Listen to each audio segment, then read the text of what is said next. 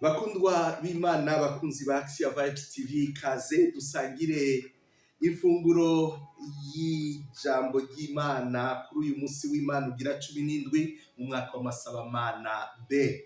Igisomwa ca mbere Ekleziya ikivoma mu gitabo ca kabiri c'abami ikigabane ca 4 kuva ku gaharuro ka 42 gushika ku ka 44. Elize agwiza imikate pfa kubaha babifungure kuko ari ku mukama agize, barafungura banabisigaze.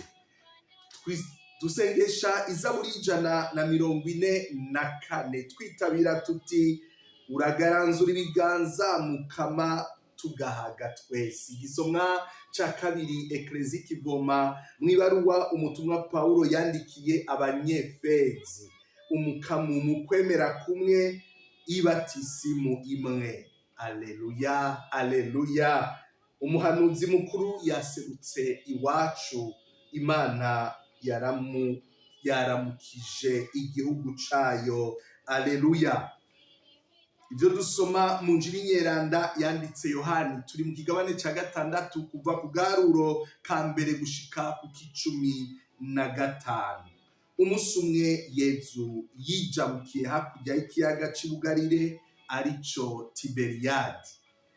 Ishengero akabi riramukurikira kuko ribonye ibimenyetso akorera abagwayi. Yezu aduga ku gasozi yicaranaho n'abigishwa biwe. Pasika, umunsi mukuru w'Abayahudi, yari yegereje. Yezu rero ngo araramure amaso abona isinzi ry'abantu riza rimugana. Abwira Filipo ati, mbe ubona twogurira hehe imikate y'ukubagaburira? Yavuze gutyo ngo amugeze kuko yari azi neza ico aza gukora. Filipo amusubiza ati, n'imikate y'amadenariyo 200 ntiyokwira kugira ngo umwe aronke n'akamanyu na gatoyi. Umwe mu bigishwa biwe Andreya mwene wabo na Simoni Petero amubwira ati, hano hari umuhungu afise imikate 5 n'ifi 2, ariko twomarira iki ishengero ringana gutyo? Yezu rero agira ati, babwire bicare. Naho hakaba hari ubwatsi bwinshi, baragandagaza, bari nk'abagabo 5,000. Yezu rero yakira ya mikate, arakenguruka, araheza ayigaburira nyabantu, yongera agabura na za fi nyene, bose bageza aho bashaka. Bamaze guhaga abwira abigishwa biwe ati, nimwegeranye ibimanyu bisigaye ntihagire ibipfa ubusa. Nabo baregeranya ibyasigaye kuri ya mikate 5 y'ingano barya, buzuza ibiseke 12. Abantu ngo babone ico kimenyetso Yezu agize, bavuga bati, nukuri atari wa muhanuzi bavuga ko azoseruka ku isi. Yezu rero amenye ko bagomba kumwimika, aca yisubirira mu mitumba wenyene. Twakire twongere dukenguruke iyi nkuru nziza ya Kristo. Kristo shemezwa. Bakundwa b'Imana, ndabipfurije umunsi w'Imana mwiza aho muherereye hose. Uyu munsi w'Imana turawipfurije abawuhimbariza mu bitaro, abawuhimbariza mu mabohero, abawuhimbariza mu makambi y'impunzi, abawuhimbariza mu mazu atagira ico afungura, atagira ico rirenza, abawuhimbariza mu nzu kuko badashobora guhaguruka. Uyu munsi w'Imana turawipfurije n'abawuhimbaza bagaheza bakaronka ico barya bagahaga, kuko umukama adukunda twese. Gusa tukibuka ko mwibatisimu nkuko muri iki gisomwa ca kabiri twabizirikanye, twacitse umwe kubera ukwemera kumwe, kubera ibatisimu imwe twacitse ingingo z'umubiri umwe wa Kristo. niwe Yezu rero twigisha mu nkuru nziza yo kuri uyu w'Imana ugira 17 muri iki gitangaro akora cyo kugaburira abantu imikate, cyo kugaburira abantu bagasangira imikate. Rero murumva yuko muri aya majambo twasomye uno munsi atangura ikigabane ca 6 ca Yohani, tumenyereye ko kidufasha gutegera amabanga y'Ukaristiya. Muze naho twebwe turi abakristo bo mu bwuzure bushasha inyuma y'izuka rya Kristo, tugerageze tugume kuri aya majambo twumvise uno munsi. Ntidushobora gukura mu bwenge Ukaristiya kuko aya majambo tuzoyazirikana ndetse muri Ukaristiya, ariko twakire inyigisho y'uno munsi iri jambo riduha ntoyi. Inyigisho muzoheza muyinoganze kumwe n'abasaserdoti n'abadiyakoni aho umukama azobashikana guhimbariza umunsi w'Imana. Tumenyereye rero kuvuga tuti ngo umukama agwiza imikate. Iryo ni jambo kenshi no mu rubanza tuvuga dutebura iyo ibintu ubona umengo ni bikeya. Patiri arabigwiza, canke bakabwira uwundi mukristo akunda gusenga ngo naka arabigwiza. Rero muri twebwe abantu turatwaye iyo nambu y'ukugwiza ibintu, kugwiza amahera, kugwiza imyaka y'ukubaho, kugwiza amasigise, kugwiza ibintu bikaba ngaho.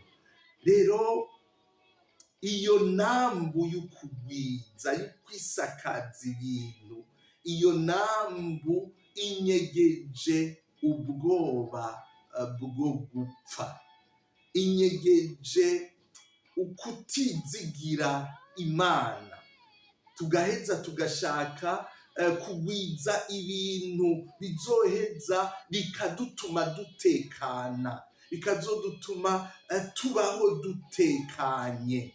Ukumva ko ushobora kuronka pension, ugategekanya kazoza kawe. Haraba kategekanya rero mu kugwiza ibintu. Murumva rero ubwo bwoba bugatuma ubwo bwoba bukava kuri uko kutizigira Imana. Uyu munsi rero Yezu aratugaburiye umukate ukwizigira Imana, mbere akaca anatwigisha anaduhishuka yuko ngaho ariho hanyegeje inyishu y'umuvukano mu bantu, inyishu y'amahoro, inyishu y'ukubana mu bugwaneza, mu buvandimwe. Muti gute?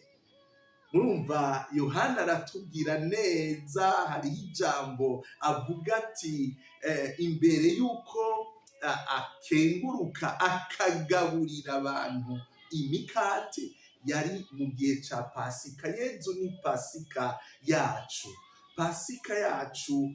Yezu muri Pasika yiwe agenda atujana mu bwami bushasha, agenda atujana kuri wa musozi Izaya abura ati, kuri uyo musozi Imana nyeningabo izotegurira ibihugu byose inzimano y'ibirunge, inzimano y'umuvinyu uhiye, inyama zinuze, umuvinyu uhiye ukatsuwe. Ni ukuvuga kuri azotegurira inzimano ibihugu byose kuri uyo munsi rero ni wa munsi tuzogandagaza kwa rutari yo mw'ijoro. Kugira dushikeyo rero twugururirwa umuryango na Pasika. Yezu rero Yohana mutwereka nka Musa mushasha agenda adufasha gushikira uyo musozi, aho umutamana wo kugandara uzotabugwa urupfu rugatsindwa, tugaheza tukagandagaza kwa rutari yo mu ijuru, tugasangira kwa rutari yo mu ijuru, twese atamutunzi atamukene, twese tukajya tugahaga. Rero Yezu niho atujana. Uyo musozi rero w'inzimano ya bose ugenda uraranguka uyu munsi kuri uyo wese yakiriye Yezu mu buzima, akakira inyigisho ya Yezu Kristo. Kuri uyo wese agerageje kwakira inema ya Yezu kugira ngo itsinde bwa bwoba bwo kutizigira Imana, bwo kutizigira ijambo ry'Imana. Murabona ingene bigendeye abatumwa biwe, barabona ko hariho abantu benshi, ati none tubagaburire aba bantu, imikate yobakwira. Abivuga azi neza icyo ashaka kugira kuze abatumwa biwe abafashe kwinjira muri iyo si nshasha, muri ubwo bwami bw'Imana, atari ubwo gushira kure hariya nitwapfa, ariko butangura uno munsi. Filipo ati mbega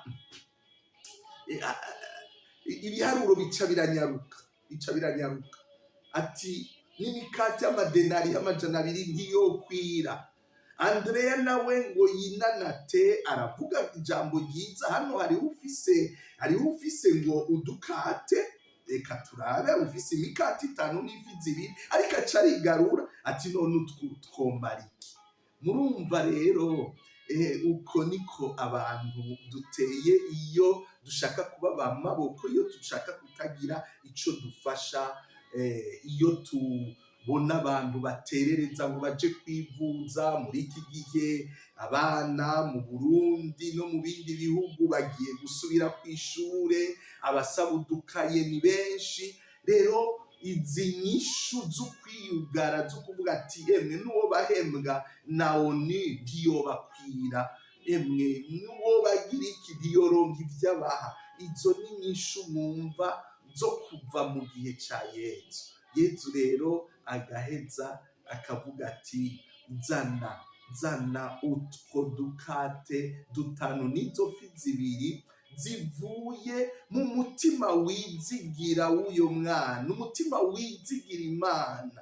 Uyo mwana kimenyetso c'umutumwa w'ukuri, ubwami bw'Imana n'ubw'abasa n'abana mu kwizigira Imana. Abakuze turaharura cyane, kuko nitwizigira Imana twibaza ko ari twebwe dushobora kwiyubakira ubuzima. Utwo dukate tuje, murumvise Yezu arakenguruka, abanje kwicarika abantu ku bwatsi, kuko ni wa mwungere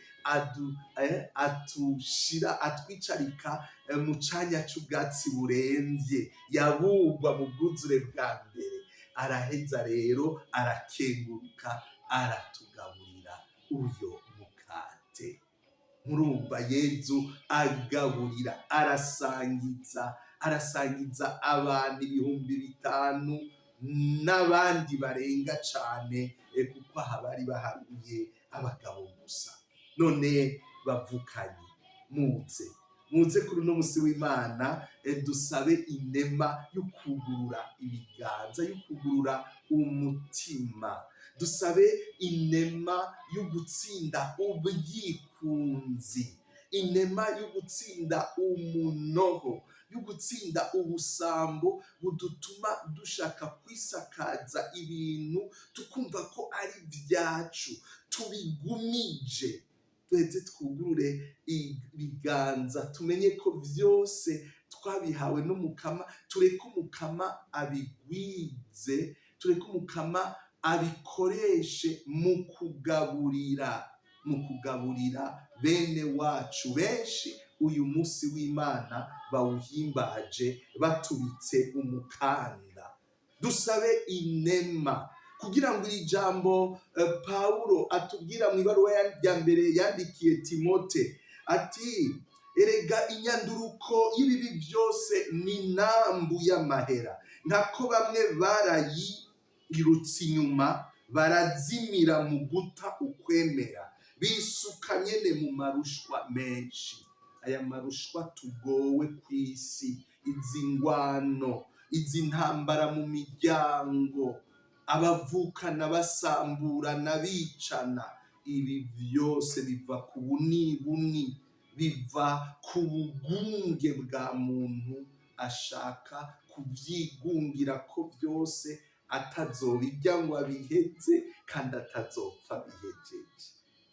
None ndabipfurije umunsi w'Imana mwiza, twakire inema y'ukwizigira Imana yuko ibyo yaduhaye uyu munsi biradukwiye twese. Gerageza rero ube umuhanuzi atuma iryo jambo riranguruka aho uherereye, ugende uragura rizotinda rihindure n'isi.